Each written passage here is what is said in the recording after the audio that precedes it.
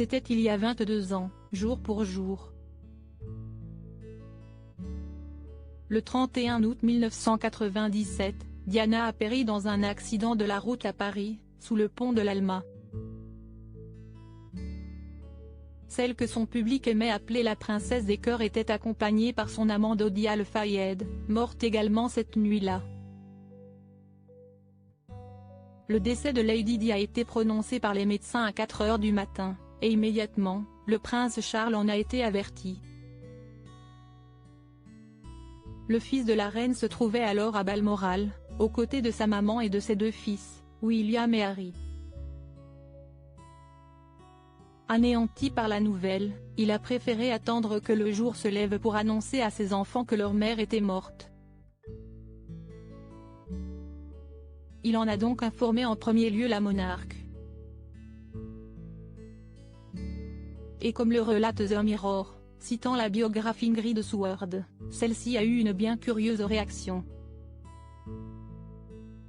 Elle sortait de sa chambre, avec sa bouteille d'eau chaude. Elle a tout de suite émis l'hypothèse que quelqu'un avait dû graisser les freins, explique-t-elle, imaginant que l'accident de Diana aurait été provoqué. Véritable suspicion ou humour très mal placé de la part d'une belle-mère qui ne portait pas l'ex-épouse de son fils dans son cœur? Un geste courageux. Le prince Charles était en tout cas dévasté par la mort de son ex-femme. De plus, il a craint qu'on ne l'accuse précisément d'avoir organisé cet accident. Et alors que la reine ne voulait pas que la couronne se charge de rapatrier le corps de Diana, le papa de William et Harry a tout fait pour faire changer Davis sa mère. Charles a voulu prendre un vol royal pour Paris, mais la monarque refusait.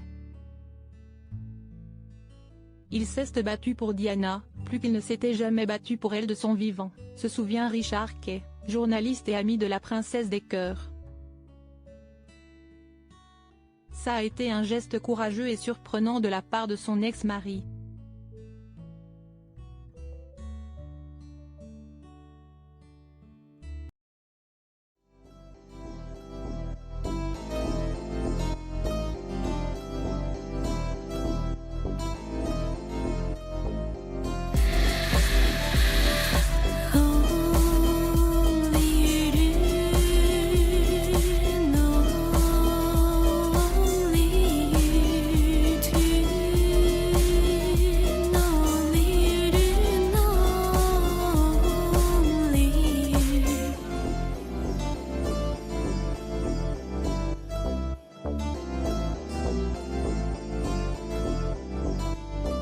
To